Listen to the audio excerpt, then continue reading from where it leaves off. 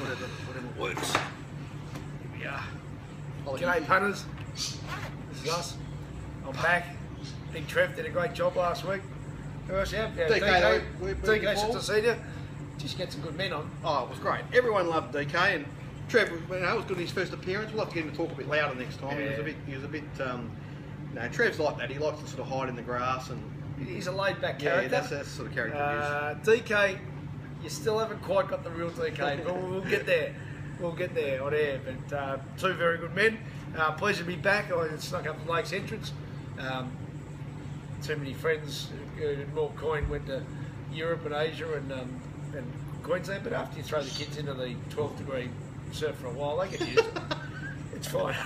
they can pretend they're going somewhere expensive. Anyway, so we saw Flemington on Saturday. We'll talk about that in part 2. How's the general week been? I had a really frustrating and poor week, Ralphie. Yep. Me and my subscribers are licking our wounds a little bit. It just every thing I really liked ran poorly. Yep. And everything I was marginal on, where I made a decision one way or the other, I got it wrong. You zigged instead of zag. Zigged instead of zag constantly throughout the entire week, and it was very frustrating. So today, I think I need to do a little bit of venting. So apologies in advance. Yeah, I just know I'll be venting a little bit. I've got a few in my sights, and you know, I'll put my hand up for my. That's what we do. My own blues, but there's a couple that just grate on me a little bit, and I think it's bad for racing, some of it. It's like a detox session. When Moonee Valley raced really poorly 6 weeks ago, the second of the meetings, I got horribly wrong. So I just vented, sent out an email to my customers one by one, and then bounced back. So you're going to bounce back too. So where do we start? I love nothing more than the bounce back. Oh, yeah. I'm looking forward to this week's racing. We've got 130 runners this week at Sandown. Shall I explain why I went nothing first? No, it's all right. Now, this week's Sandown card's a lot better than last week's card, Ralphie. Right, you're ahead of me, so I haven't looked yet. Yes. But last week, it did your head in a bit. Well, I just think from a, as it turned out, I've got 2 sets of subscribers on a Wednesday. Ones that get the full set and ones that just get the selected races. Okay, so the ones that just got the selected races didn't have much fun.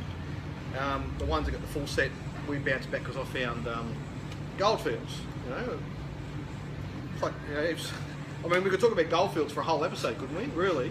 Just read your board. Just go and go Goldfields, and just that race at Sandown. Not when he won during the week as an average off-season horse, but when he kicked in He's Our Rocky's brains, it's one of the funniest things I've ever seen. He made He's Our Rocky look like a maiden, you know. You sort of got Jerry Seinfeld, you got Lexi Sale. What are some of the other comics? That's right up there, one of the funniest things we've ever seen. But so, well done, so you got that. But so the problem was, so I just want to talk about what Racing Victoria is presenting to its customers, which are the punters, right? Yes. And you know, we are.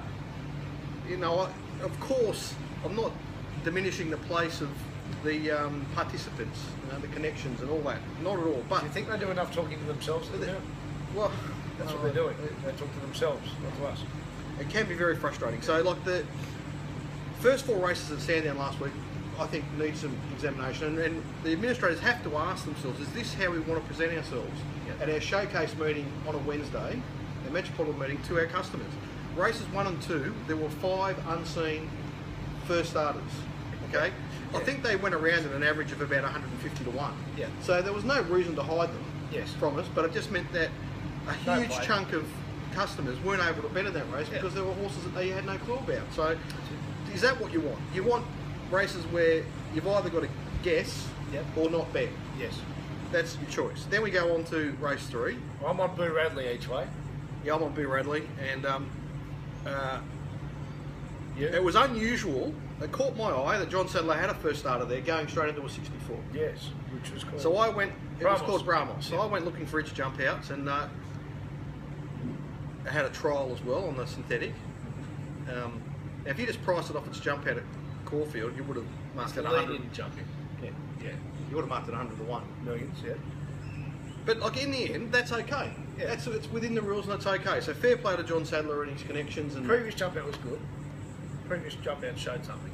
Yeah, well, I watched the trial and the jump out, so maybe there might have been a previous one I missed. Yeah. I forgot. I searched. I can't remember.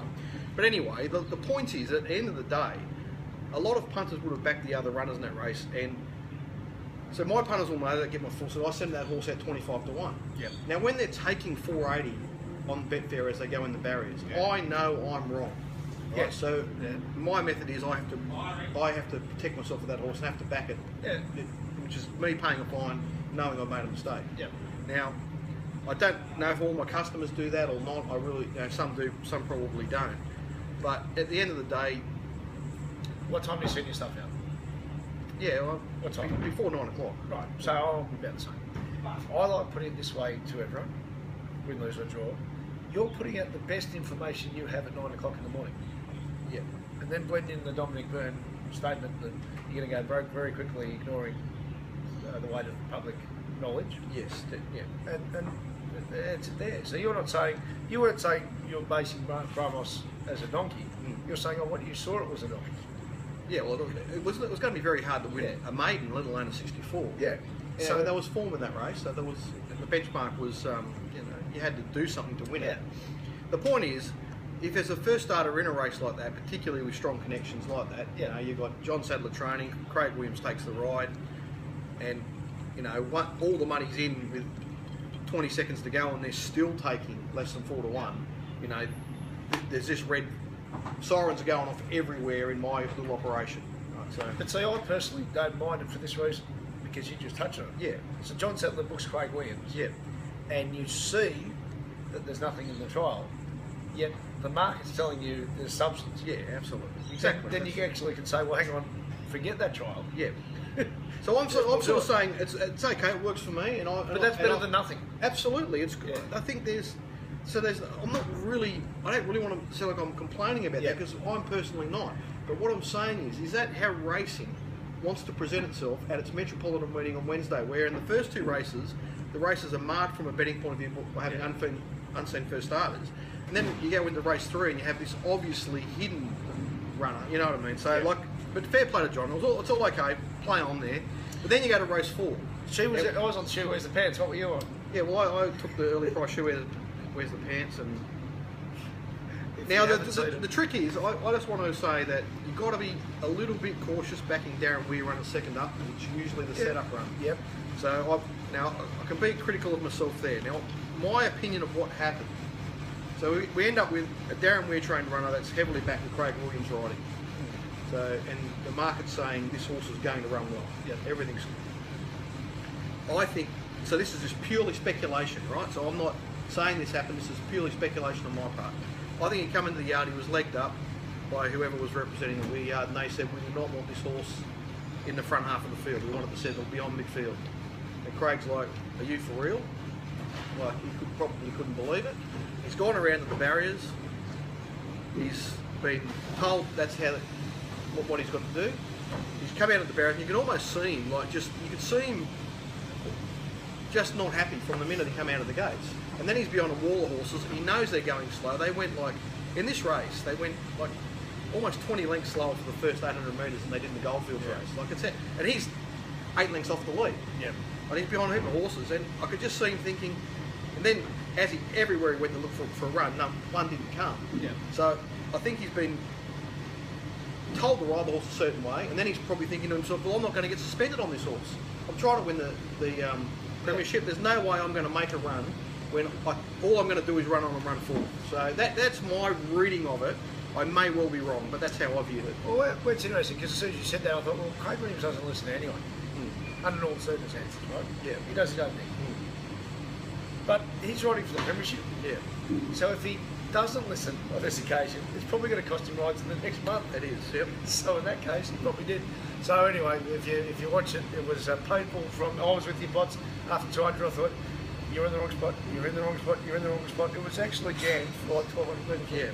Yeah. And I just think, the first 4 races there would have left a lot of punters feeling really poorly about racing, having a very negative feeling towards racing. I suppose these sort of things happen all the time, and you just have to accept them as part of the picture. But there are things there that racing can do something about. Do you know what I mean? Like, this situation doesn't happen in New South Wales because all the horses have to trial publicly before running. Yes. Now, the adjustment to the rule could be, if Racing Victoria doesn't want to go that far, can't they just say you have to trial publicly before running in town? You can't make your debut in town without a public trial. Why would that be such a big change to make? because the people running the sport have no idea. That's it. Because it's embarrassing. I can't say it again. Speaking of New South Wales, so that's the midweek event. We'll get to probably the second part too. I've had a real think about this stuff with the Everest. Okay. Right. Yep. So everyone goes, it's New South Wales versus Victoria. You're either on New South Wales side or you're on Victoria's side.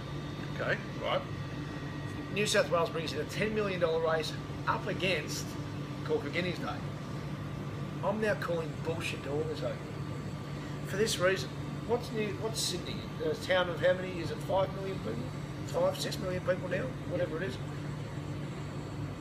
When the championships was brought in, that was a mistake because that was already peak racing interest. So they've added a $4 million race to the card where they can't add it anymore. It'd be like, you know, adding $2 million to the Melbourne Cup is nice. For the participants, it means nothing because we're already fully interested in the Melbourne Cup. So it didn't add anything to the carnival. But in putting in a $10 million race and upping the Craven plate to incentivise weeks to stay and St Ledger or whatever else, it's a new race day in the second week of October when Sydney's weather is usually beautiful, because you've grown up in Sydney, I haven't, but you close your eyes and think of Sydney on and you think of Bozan ploughing through the mud and repeat press play every year. You think of Melbourne, you think of beautiful spring weather. So all of a sudden, after the Epsom flight day and what else? What's the other feature on the day? Metro. Yeah, Metro. The week after, a city of 5 million people, and Racing New South Wales are doing whatever they can to make this work. So how many would probably go to the Spring Championships Day last year when Yankee Rose won? 5,000 people. Yeah. So they're going to get probably 25 to 30,000 people. So an attendance increase of 600%.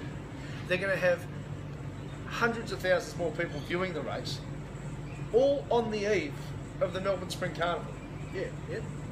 So all those people going are going to be betting on the fantastic Corfu Guineas Day. People at the Corfu Guineas will be more interested in the Sydney card, and then the mixed form lines happen.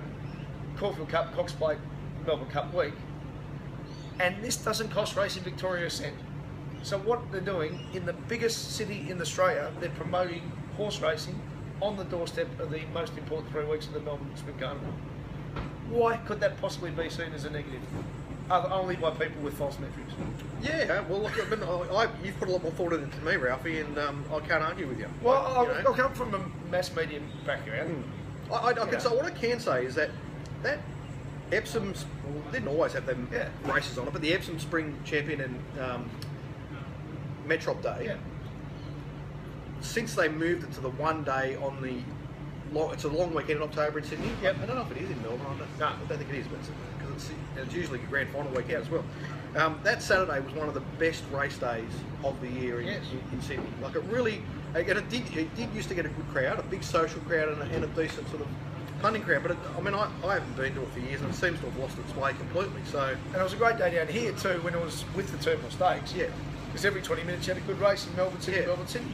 So it's going to be fantastic for Melbourne, and not costing them a cent. So really, once again, they've just completely got it wrong. I think you're right, because I don't see how it's going to diminish interest in the Caulfield Guineas, really. It's my favourite day of the year. I'll grab the Caulfield. I can't wait for it. And just that there's another good race in Sydney. Yeah, they're different type of horses. They are. You know, we're talking about 3-year-olds that are, potential stud prospects, and all the other horses building into their spring. So yeah, I know. It's all good. Yeah, it's all good for racing. That's good. Part 2, be flipping.